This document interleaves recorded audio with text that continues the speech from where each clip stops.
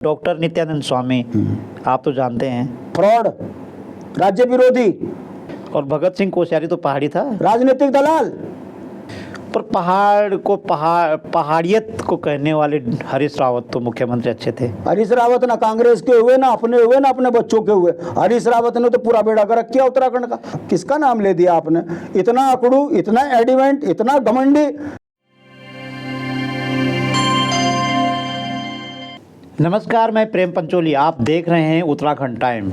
आज हमारे स्टूडियो में मौजूद हैं वो शख्सियत जिन्होंने उत्तराखंड आंदोलन में हिस्सा नहीं लिया, आंदोलन को उस स्थान तक पहुंचाया जहां सफलता हासिल हुई है और अंततः उत्तराखंड राज्य प्राप्त हुआ है। उन्होंने वो दौर भी देखा कि आंदोलन में क्या क्या ज़्यादतियाँ हुई है और उसके बाद जो अपेक्षाएं थी राज्य से कि उत्तराखंड राज्य के बनने के बाद हमारे पास क्या संसाधन होने चाहिए, हमें क्या रोज़गार मिलना चाहिए और हमारे राज्य का विकास किस तरह से होना चाहिए, वो सारी चीज़ें देख रहे हैं। हमारे साथ मौजूद हैं शांति प्रसाद भट्ट जी, आपका बहुत बहुत स्वागत है। और भट्ट जी, सीधे बातचीत पे चलते हैं, बहुत ज़्यादा औपचारिकताएँ न निभाते हुए। आजकल बड़ा चर्चा है, हम बात की बातों में, लेकिन उस चर्चा को जाननी बहुत ज़रूरी है। केदारनाथ पे बहुत सारी चर्चाएं हो रही पूरे प्रदेश में, और केदारनाथ है तो उत्तराखंड राज्य का परिचय हम इसीलिए दे सकते हैं कि हम केदारनाथ उत्तराखंड में है जी। तो क्या है, मतलब ये क्या है? वो तो एक देव स्थान है और उसका कोई चर्चा की कोई मतलब ही नहीं, कोई पॉलिटिकल इशू भी नहीं है उसमें। बात को ये समझने की ज़रूरत है जी। जो राज्य विरोधी पार्टी थी जी, वो चाहे कांग्रेस हो चाहे भाजपा हो, जी, राज्य आंदोलन के दौर में भी ये उत्तराखंड नहीं चाहते थे। और इनकी परिणति देखिए, 24 साल इस राज्य को हो गए, पलायन आयोग पलायन कर गया पहाड़ से, राजधानी का पता नहीं है। अब जो हमारे पौराणिक धाम हैं जी, आप इतना दुस्साहस करने लगे। धामी जी, आपने जो है बौराड़ी में 4 धाम का एक धाम जो है केदारनाथ की स्थापना कर दी और कह दिया कि जो पहाड़ में बरसात में ना जा सके वो वहां दर्शन कर ले। अच्छा। और जब बवाल मचा तो अब बगले झांक रहे हैं, कह रहे हैं कि नहीं नहीं, हमारा उद्देश्य ये नहीं है। ये जो दुस्साहस ये कर रहे हैं, ये उत्तराखंड की जनता को देखना चाहिए और समझना चाहिए कि यदि हम इनके मोह पास में ऐसे ही फंसे रहे तो इनकी मंशा देख लीजिए कि पहाड़ को विकास से दूर कर ये धामों को भी मैदान में ले जाने का प्रयास कर रहे हैं, जिसका विरोध हमने किया। और आज भारतीय जनता पार्टी जो है जवाब नहीं बन रहा उनसे।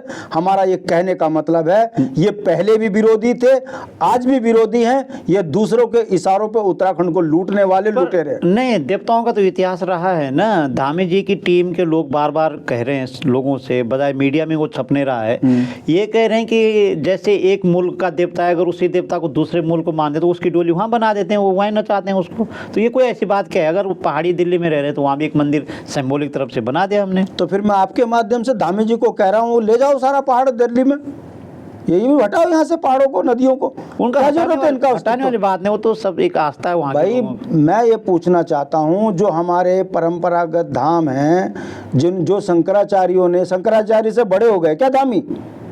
ये इतना भूल गए क्या? ये भूल गए कि सनातन धर्म की आस्था पर अगर इसी तरीके से चोट मारोगे तो धर्म की आस्था कहाँ जाएगी? आखिर आपको ये बताएं कि किस पौराणिक उसमें किस शंकराचार्य ने कहा कि इसको बौराड़ी में ले जाओ? और धामी क्या शंकराचार्य हैं? नहीं, अभी तो नहीं हुआ। तो आप फिर कैसे उन्होंने ये घोषणा कर दी वहां पर कि हम यहाँ पर केदारनाथ धाम स्थापित करेंगे और जो यात्रा में जो बाधित होगी वो यहाँ पूर्ण करे अपनी आस्था? तो अगर ऐसा है तो केदारनाथ धाम का सोना चोरी हुआ क्या? ये मैं बोल रहा हूँ, ये अखबारों के पटे पड़े हैं कि 228 किलो सोना जो है वो पीतल से सोना बनाकर कहाँ ले गए, किधर गया हमारा चांदी, कहाँ गया हमारा सोना? वो पीतल पोत कर वो अरबों रुपए का घोटाला हो गया, कोई घोटालेबाज पकड़ा गया? शंकराचार्य चीख चीख के कह रहे हैं कि अखबार मीडिया क्यों नहीं उस बात को दिखा रहा। हाँ। कितने शर्म की बात है कि उत्तराखंड के 4 धाम में QR कोड लगा के चंदा खा रहे, इतिहास में कभी नहीं हुआ। ये भारतीय जनता पार्टी का चरित्र है। घर घर शराब, हर घर शराब, मतलब धाम के बाहर भी आप शराब और मीट बांट रहे हो। क्या धामी जी का नेतृत्व है? यदि अगर वाकई सनातन धर्म की वो है तो ऋषिकेश से ऊपर कैसे चढ़ गई शराब? जब बिहार में शराब नहीं जा सकती, आप सनातन धर्म की पार्टी हो, आपको तो उत्तराखंड के अंदर प्रतिबंध लगाना चाहिए। तो फिर 25 साल का सफर हम कैसे मानेंगे?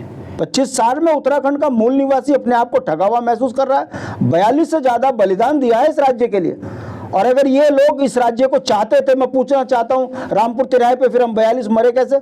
अगर भाजपा भी चाहती थी, कांग्रेस भी चाहती थी, तो रामपुर तिराहे पे गोली कैसे चली? अगर मुलायम सिंह ने हमारे ऊपर अत्याचार किया तो बाबा मोहनी जो बैठे हुए थे दिल्ली में, कांग्रेस के प्रधानमंत्री, उन्होंने बर्खास्त क्यों नहीं किया? समर्थन में तो उनके सरकार चल रही थी। ये बात मैं आपके सामने इसलिए कह रहा हूं कि दोनों राज्य विरोधी थे, और आज इन 25 सालों में जिस मूल अवधारणा के लिए राज्य मांगा, बता दीजिए इंच में अगर काम हुआ हो।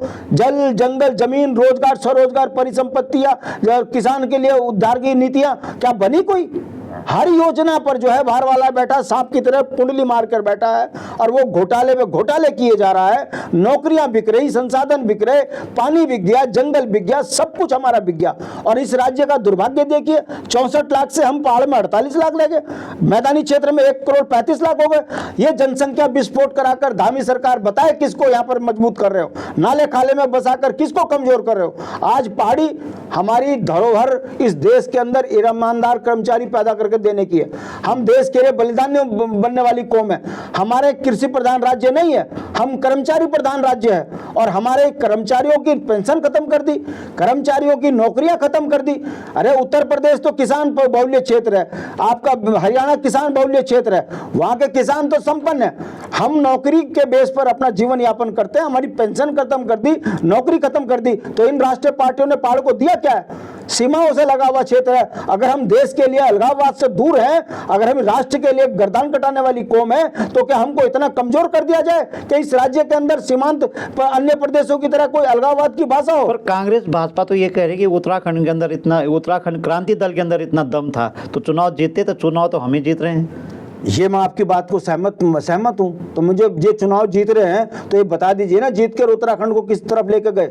हम हार रहे हैं तो उत्तराखंड का आम जनमानस हार रहा है। गांव का अंतिम व्यक्ति सड़क, स्वास्थ्य, शिक्षा, बिजली, पानी, रोजगार, स्वरोजगार से अपने आप को महरूम पा रहा है। इसीलिए उत्तराखंड के अंदर आंदोलन हो रहे हैं। माँ बहनें सड़कों पर प्रसव कर रही है। ये सरकार 24 साल में हॉस्पिटल तक नहीं दे पा रही है, डॉक्टर तक नहीं दे पा रही है, रोजगार तक पहाड़ के लोगों को नहीं दे पा रही। कल तो धामी जी बयान दे रहे थे कि ग्रोथ में हम नंबर 1 पे आ गए देश में। कागजी का आंकड़ों में तो कोई भी नंबर 1 हो जाए, धरातल पर बताइए कि नंबर 1 क्या है? 35, 40 साल के लड़के बीटेक, एमटेक, एमएड, पीएचडी है, नौकरी नहीं है तो शादी नहीं हो रही, हमारे वंश रुक गए। ये विकास इन्होंने इस राष्ट्र पार्टियों ने इन 24 सालों में किया। नहीं, तो धामी जी कह रहे थे कि आजकल जो परीक्षा में पास हुए, जो नौकरी, सरकारी नौकरी पाने के लिए पास हुए, एक लड़के जो 5 बार परीक्षाओं में पास हो गए, वो तय नहीं कर पा रहे हैं कौन सी नौकरी करनी है। मैं आज बता दूं, अगर उत्तराखंड के अंदर सीबीआई जांच हो जाए तो कहीं ऐसा ना हो कि धामी जी भी जो है गड़बड़ में पाए गए हों। जो व्यक्ति चुनाव हार गया हो उसको पुनः मुख्यमंत्री बनाकर क्या संदेश दिया दिल्ली ने?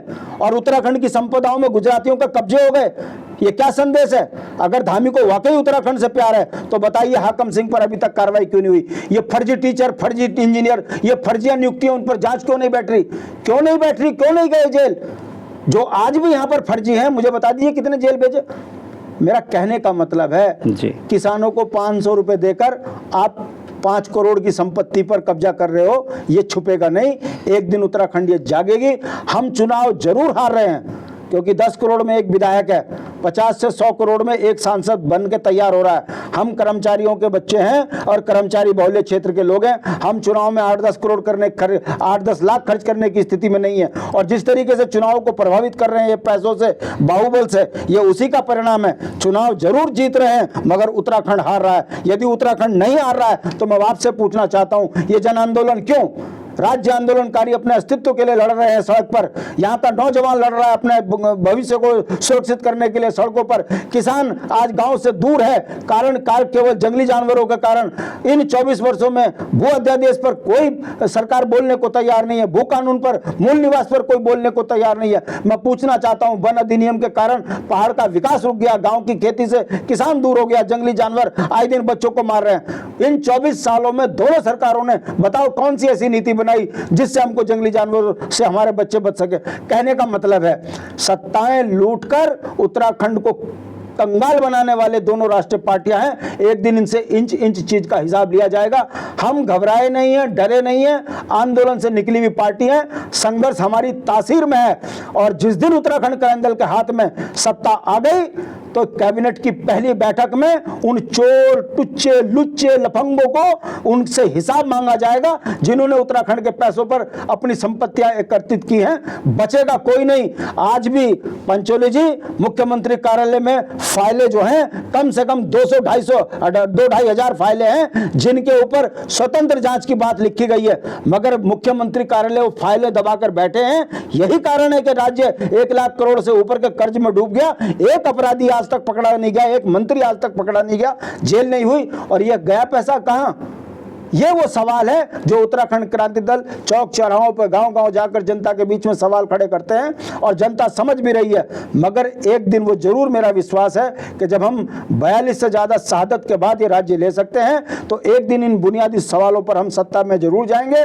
पैसों पर, बाहुबल पर हम भारी पड़ेंगे और हमारे जिस दिन सदन में जीत के जाएंगे उस दिन उत्तराखंड का पाई पाई का हिसाब हम लेंगे। ये इंच जमीन हमारी गुरुकुल नार्सन से लेकर बद्रीनाथ तक कोई नेता लेके जा नहीं सकता और इस परिधि के अंदर घोटाले करने वाले को हम बख्शेंगे नहीं, ये तय मान के चलिए। पर उत्तराखंड तो यंग उत्तराखंड हो चुका है और इसकी कोई एग्जाम्पल है आपके पास कि हम इसको इस तरह से बनाना चाहते हैं? एक विषय को लेकर के अगर आप एक डिसाइड करें, एक ऐसा एग्जाम्पल प्रस्तुत करें कि हमारा राज्य इस विषय पे अगर ऐसा काम करे तो उसका आउटपुट ऐसा हो सकता है। नहीं तो बार बार ये कहना कि ये भी गलत वो भी गलत, कि वो तो बार बार कहते हैं, वो ऐसे ही कहते हैं, वो तो कहते रहते हैं। कांग्रेस भाजपा के लोग यूकेडी कोई ऐसे ही कहते हैं कि ये तो कहते रहते हैं। देखिए पंचोली जी, कोई रॉकेट साइंस नहीं है। किसी भी राज्य के विकास के लिए वहाँ के संसाधनों का सही दोहन किया जाए तो राज्य के विकास से जुड़ जाता है। मैं अब बगल का उदाहरण आपको देता हूँ, हिमाचल का। हिमाचल में सेब सप्लाई हो सकते हैं, वहाँ के किसान संपन्न हो सकते हैं, हमारे यहाँ क्यों नहीं? जब नीतियाँ नहीं है तभी तो। मेरे गांव का किसान अपनी खेती से दूर केवल इसलिए है कि उसके लिए नीतिगत फैसले नहीं हो पा रहे, इसीलिए तो जंगली जानवर उसकी छाती पे चढ़ रहे हैं। जब उसको खेत से कुछ मिल ही नहीं रहा है, वो खेत से दूर है। बिल्कुल। दूसरी बात आपने कहा पर्यटन। अब आप बताइए ये कौन सा पर्यटन है भाई कि मसूरी के अंदर गांव का विकास दिखाया जा रहा है और दिखा रहा हरियाणा वाला रहा है कि पहाड़ी ग्राम सभा ऐसी है और ये मेरा मॉडल है पहाड़ का और इसके 10,000 रुपये एक रात के मैं लूंगा। क्यों पहाड़ी क्यों नहीं कर सकता है काम? कहने का मतलब है मेरी जमीन मुझसे मजबूर करके बिकवाई जा रही है और फिर मुझे वहां नौकर बना के कहा जा रहा है कि तू अपने विकास की योजना बता बाहर वाले को, पैसा हरियाणा का ले जाए। ये जो नीतियां बनी है, मेरे धाम है, मेरे पंडे पुरोहित है, मेरा व्यापारी है, उसकी दुकान उजाड़ी जा रही है, मेरे पुरोहित के पैसों पर चंदे पर ये गलत नजर रखे हुए हैं, उसको प्रताड़ित किया जा रहा है और गुजरात का आदमी आकर अपना मॉडल तैयार कर रहा है यहाँ। तो अगर ऐसे विकास का ताना बाना बनता रहेगा तो उत्तराखंड का तो विकास हो ही नहीं सकता। मेरा यह मानना है कि अगर धार्मिक पर्यटन, धार्मिक सामाजिक परिवर्तन जो हमारा पर्यटन है, अगर हम तीर्थाटन को, पर्यटन को ढंग से तरीके से विकसित कर दें तो ये दुनिया का, एशिया में नंबर 1 स्टेट बन सकता है। जितने बिजली पानी के संसाधन हमारे पास हैं, यदि उसका सही दोहन किया जा सकता है तो हम अन्य राज्यों को आर्थिक मदद कर सकते हैं। इतना हमारे पास संसाधन है। दुर्भाग्य ये है कि हमारी सत्ताओं पर ऐसे लोग बैठ गए जो हमारा दोहन तो कर रहे हैं, हमको कर्ज में तो डुबा रहे हैं, मगर उत्तराखंड के विकास से आम जनमानस को दूर किए हुए। इसलिए जब हम आदिकाल से नीतिमाणा में जीवन जी सकते हैं, हम आदिकाल से अपनी परंपरागत खेती से जी सकते हैं, तो ऐसी कौन सी आफत आ गई कि राज्य बनने के बाद हम गांव से दूर हो गए, विकास से दूर हो गए, नौकरी से दूर हो गए और हमारा विकास बिहार का कर रहा है, हमको विकास का आईना हरियाणा का दिखा रहा है, दिल्ली का दिखा रहा है और इनके दलाल बनकर ये सत्ता में बैठे हुए लोग हमारा दोहन कर रहे हैं। क्या ये आम जनमानस नहीं समझ रहा है? सब समझ रहे हैं, मगर एक प्रायोजित तरीके से उत्तराखंड क्रांति दल को बदनाम कर इसमें लंबे राज करने की जो साजिश। हमने वो तो बार बार कहते हैं कि हमने तो इनको मिनिस्ट्री भी दी है, भारतीय जनता पार्टी के लोग कहते हैं, उनके प्रवक्ता कहते हैं, और ये चुप रहे बैठे हुए सदन में। सत्ता दी और अगर भारतीय जनता पार्टी को हमको सत्ता देने का आप दे दो ना। अगर हमको आप हमारा सहयोग चाहते हो आप दो ना। तो ये हार के आ रही है। हाँ, मेरा कहने का मतलब है जब भारतीय जनता पार्टी को 3 विधायक की कमी थी, चरण वंदना कर रहे थे हमारी, 18 दिन तक नाक रगड़ी कि हमारा समर्थन दे दो, हम आपकी सारी बात मानेंगे। अच्छा। और जब नहीं मानी, 9 बिंदुओं पर बात नहीं मानी, हमने भुवनचंद खंडूड़ी को मुख्यमंत्री बनाया। ये तो भगत सिंह कोश्यारी की जय जयकार कर रहे थे। हमने कहा कि भुवनचंद खंडूड़ी इस राज्य का जो है जर्नल है, ईमानदार आदमी, उसको सत्ता दोगे हम आपको समर्थन देंगे। भुवनचंद खंडूड़ी को 1 साल में बाहर क्यों किया? और दिवाकर भट्ट के बनते ही आपको मैं बता दूं कानून की व्यवस्था सुधरी, पटवारी व्यवस्थाओं में सुधार आया, दिवाकर भट्ट की बदौलत जमीनों में 200 गज का प्रावधान किया गया। कहने का मतलब है एक व्यक्ति सरकार नहीं होता, एक व्यक्ति ने नकेल कसी तो आप देख लीजिए, खंडूड़ी बाहर फेंके गए, हमने संघर्ष किया, हम सत्ता से बाहर आ गए। ये जो चीजें हैं आम जनमानस की नजर में नहीं है कि यूकेडी 6 महीने के बाद इलू को इलू खत्म करके बाहर आ गई। अगर ये अखबार छापना शुरू कर देते तो भारतीय जनता पार्टी का जुलूस निकल चुका होता इस प्रदेश के अंदर। मैं आपसे सवाल खड़ा करता हूं कि भुवनचंद खंडूड़ी को 1 साल में क्यों बाहर करके फेंका और क्यों दोबारा लेकर आए? ये कारण था कि यूकेडी का दबाव, हमारे नेता का दबाव। मगर क्या करें, बदनाम करो और फिर उसका राज करो। हमको बदनाम किया गया है। आपको रोक रहा हूँ यहाँ पे, तो हम राज्य की दिशा कैसी दिशा चाहते हैं कि एक सुखद राज्य की हम कल्पना करते हैं, तो राज्य की दशा और दिशा कैसी होनी चाहिए अल्टीमेटली? देखिए, अगर आपने राज्य आंदोलन के दौर में अगर गीत सुने हो, लड़ना है भाई ये तो लंबी लड़ाई है, रामपुर तिराहे का हिसाब अभी क्या लिया, मरे हमारे ना। हाँ। भाजपा कांग्रेस का नेता कह रहे, मैं आपसे पूछना चाहता हूं, अनंत सिंह को किसने, राजनाथ ने तो पाला था अपने पास कि ये सबसे काबिल व्यक्ति है, तो ये उत्तराखंड के आंदोलनकारियों के हत्यारों के मुंह पर तमाचा नहीं था? और वो भाजपा अगर यहाँ सत्ता में आ रही है तो इसका मतलब राज्य आंदोलनकारियों को, हत्यारों को सत्ता यहाँ पर है? मैं तो नहीं बोल रहा, राजनाथ के बयान है। आपने कहा कैसा उत्तराखंड की कल्पना करी? अरे भाई, जिस राज्य में जल जंगल जमीन पर अधिकार होगा ऐसे राज्य की कल्पना तो करी थी। हम ही ने तो कहा था कि गांव के अंतिम व्यक्ति को विकास से जोड़ेंगे। हम उत्तर प्रदेश विशाल का है, प्रदेश के अंदर उत्तर प्रदेश पहाड़ में जो है विकास नहीं चढ़ा पा रहा है, इसलिए हमारा अलग राज्य होगा तो गांव का अंतिम व्यक्ति विकास से जुड़ेगा। ये कैसा राज्य की कल्पना कर दी कि राजधानी देहरादून, सारे ऑफिस देहरादून, कृषि विभाग देहरादून, उद्यान विभाग देहरादून, सारे देहरादून में आ जाएंगे तो देहरादून का स्वरूप बिगड़ गया। आज देहरादून जो है डेंगू, मलेरिया, पता नहीं कौन कौन सी बीमारियां आ गई, पोल्यूटेड राज्य का अस्थायी राजधानी बन गई। किसके कारण? ये दोनों राष्ट्रीय पार्टियों की गलत नीति के कारण है। यदि पहाड़ की राजधानी पहाड़ में होती, सरकारी ऑफिस पहाड़ में होते तो आज ये 1 करोड़ 35 लाख की जनसंख्या ना होती, पहाड़ में 64 लाख लोग होते और वो विकास से जुड़ते। मगर राज्य विरोधी लोगों को सत्ता दी, उन्होंने केंद्रीकरण कर दिया शहर में, और उसका परिणाम क्या हुआ? उत्तर प्रदेश के गुंडे यहाँ, लुटेरे यहाँ, चोर यहाँ, डकैत यहाँ, चैन स्केचिंग करने वाले यहाँ, बताओ कितने पर्वतीय मूल के लोग कर रहे काम? सारे बाहर के हैं। और उन्हें संरक्षण कौन दे रहा? 5 रुपए की रसीद भाजपा की कटाओ, 5 रुपए की रसीद कांग्रेस की कटाओ, और इनके चाटुकार नेताओं को चंदा दो, उसके बाद रवि बड़ोला पर गोली चलाओ, कोई बोलने वाला नहीं। बिल्कुल। जितने हत्यारे उत्तराखंड के अंदर बैठे हैं, जरा जाके देखिए, 100 में से 95 जो लोग हैं उत्तर प्रदेश के यहाँ पर हमारी छाती पर बैठे हुए हैं, और इन्हें संरक्षित करने वाली ये दोनों राष्ट्रीय पार्टियां। क्या जनता नहीं जानते? नहीं क्या हम अपने राज्य का विकास नहीं जानते? मगर दुर्भाग्य है, क्या करें, ये दलालों को पैसा बाहर के लोग पोषित करते हैं, वो हमारे संसाधनों पर कब्जा कर रहे हैं, वो सत्ता में बैठे हैं, और सत्ता में बैठने के बाद आप देख लीजिए, राजधानी भी नीचे, सरकारी ऑफिस भी नीचे, पलायन आयोग भी नीचे, और आप दिन का दुस्साहस देखिए। ये सनातन धर्म की पार्टी है, ये सनातन धर्म को कलंकित करने वाली पार्टी है भाजपा। आखिर ये कैसे बयान दे दिया इन्होंने कि जो पहाड़ में दर्शन नहीं कर सकता केदारनाथ के, वो बौराड़ी में करे? ऐसे दुस्साहसी लोग, इनको जो ताकत जनता ने वोट देकर दी है, ये उसी का परिणाम है कि हमारे उत्तराखंड की पूरी धरोहरों को उत्तराखंड से बाहर करने का प्रयास कर रहे हैं। क्या जनता समझ नहीं रही है? ये पलटू राम रात को कुछ कहता है, सुबह कुछ कहता है, इसकी जवान है। मैं कहता हूं ये लोग बाहर के लोगों के दलाल हैं, जिन्हें हम नेता समझते हैं, और हम खुलकर बोलते हैं, ना मुकदमे से डरे ना मौत से डरे। हमारा कहने का मतलब है कि मेरे अस्तित्व पर यदि कोई चोट मारेगा, उससे एक पल मरना स्वीकार है, मगर हम समझौता नहीं करेंगे। इसीलिए यूकेडी को बदनाम किया जाता है। अखबार किसके हैं? पहाड़ के हैं। अखबार किसके हैं? बिल्कुल। चैनल किसके हैं? इनको मैनेज कर पहाड़ियों को बदनाम किया जा रहा है। यूकेडी को बदनाम करना पहाड़ को कमजोर करने के समान है, और धीरे धीरे जनता समझ रही है। याद कीजिए पंचोली जी, जिस दिन सदन में पहाड़ी बैठ गया, लुटेरों से उल्टी कराकर सारा धन अगर राजकोष में इकट्ठा ना करा दिया तो काहे के राज्य आंदोलनकारी? हम दलाल नहीं है, हम उत्तराखंड के सच्चे प्रहरी है, और ये तो जनता ये तो सब जानती है। लेकिन लोग तो, कुछ लोग ये कहते हैं कि हमारे मुख्यमंत्री अच्छे बने हैं, जैसे मैं बोलूँगा डॉक्टर नित्यानंद स्वामी, आप तो जानते हैं, फ्रॉड, राज्य विरोधी, कुछ लोगों ने उनको यहाँ मुख्यमंत्री बना दिया। उत्तर प्रदेश से 26 राज्य विरोधी संशोधन हुए और 3 केंद्र ने कर दिए, वो एज इट इज यहाँ स्वीकार कर लीजिए। इसलिए उत्तराखंड का विरोधी था नित्यानंद स्वामी। और भगत सिंह कोश्यारी तो पहाड़ी था, राजनीतिक दलाल।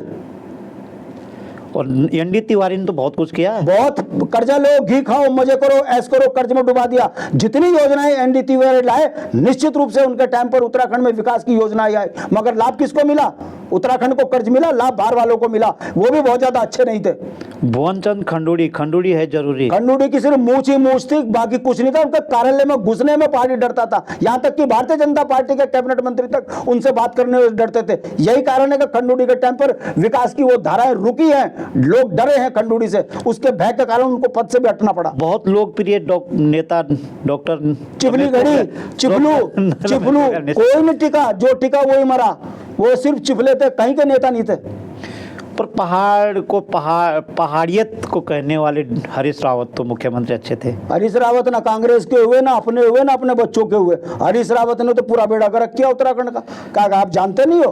पितृ पुत्र मोह, वो अकेला मैं, बाकी सब खत्म। आज कांग्रेस की जो दुर्गति हुई, इसमें हरीश रावत जी का बहुत बड़ा हाथ है, और उत्तराखंड को खत्म करने में हरीश रावत जी का भी बहुत बड़ा हाथ है। कई चीजें हैं, मैं चैनल पर नहीं बोल सकता। राज्य आंदोलन में उनका चेहरा बड़ा संदिग्ध था, हमसे ज्यादा कोई जानता नहीं है। त्रिवेंद्र सिंह रावत को कहते अच्छे फैसले लिए। ए बाबा, किसका नाम ले दिया आपने? इतना अकड़ू, इतना एडिवेंट, इतना घमंडी के बाद में हटना ही पड़ा। एक पैसे का काम नहीं करा, और जितने घोटाले उन पर लगे हैं, यदि उसकी जांच हो जाए तो शायद ढेचा बीज से लेकर वो सुरसिंगधार कई चीजें बोलना नहीं चाहिए। ये सारे राज्य विरोधी हैं। आपको लग रहा होगा तो सच्चा बोल। ए बाप रे बाप, अब बताइए, इतने बड़े पद का व्यक्ति, उसको महिलाओं की टांगों तक नजरें जा रही है। मुझे तो शर्म आती है, भाजपा में ऐसे कैसे कद्दावर नेता बन गए? कैसी बात कर रहे हो आप? युवा उत्तराखंड का युवा मुख्यमंत्री पुष्कर सिंह धामी। किसने पटका? मैंने तो नहीं पटका ना, खटीमा वालों ने पटका। कितना युवा है आपको पता नहीं है? चोर दरवाजे से मुख्यमंत्री बनाए। आखिर मैं पूछना चाहता हूं, दिल्ली में इतना क्या रखा? वो जितना देहरादून में नहीं बैठते, जितना दिल्ली में बैठ रहे।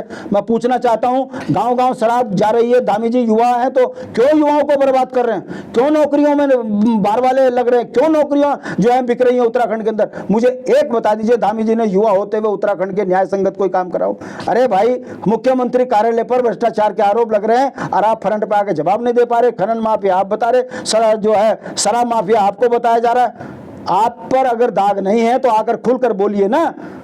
कौन सा विभाग ऐसा है 2-2 3-3 ऐसे व्यक्ति को तुम बना दे रहे हो? आप पर आरोप लग रहे हैं कि आप आयोगों में अध्यक्ष उनको बना रहे हो जो आपके चहेते हैं। तो ये आरोप, आयोग के अध्यक्ष जो बन रहे हैं, ये आरोप नहीं है, ये प्रूफ्ड है, अखबारों में छप रहा है, पहले ही पता चल जा रहा है, इतने में बोली लग रही है इसकी। तो धामी जी, आप स्मार्ट हो सकते हो, आप नेता नहीं हो। आपके ऊपर नेता वाले गुण एक भी नहीं है, और आप घिरे हुए हो। एक दिन आपको पश्चाताप करना पड़ेगा। आखिर ये देवभूमि है, देवता बख्शेंगे भी नहीं जिन्होंने उत्तराखंड के साथ अन्याय किया, और सारे परेशान हैं। तो बिल्कुल देवता बख्शेंगे नहीं, और ये देवभूमि है। और आपने राज्य के विकास और राज्य के सुखद एहसास के लिए हमने बहुत लंबी चौड़ी बातचीत की है, और बहुत कम समय में शांति प्रसाद भट्ट जी ने बहुत सारी जिज्ञासाएं, बहुत सारे योजनाएं हमारे सामने रखी है। और सच में उत्तराखंड राज्य में जो निराशा पैदा हो रखी है, वो निराशा यूं ही पैदा हुई है जैसे भट्ट जी ने हमको बताया है। अगली कड़ी में ऐसी ही किसी दूसरी शख्सियत से आपको मिलवाएंगे। तब तक के लिए अनुमति दीजिए, नमस्कार।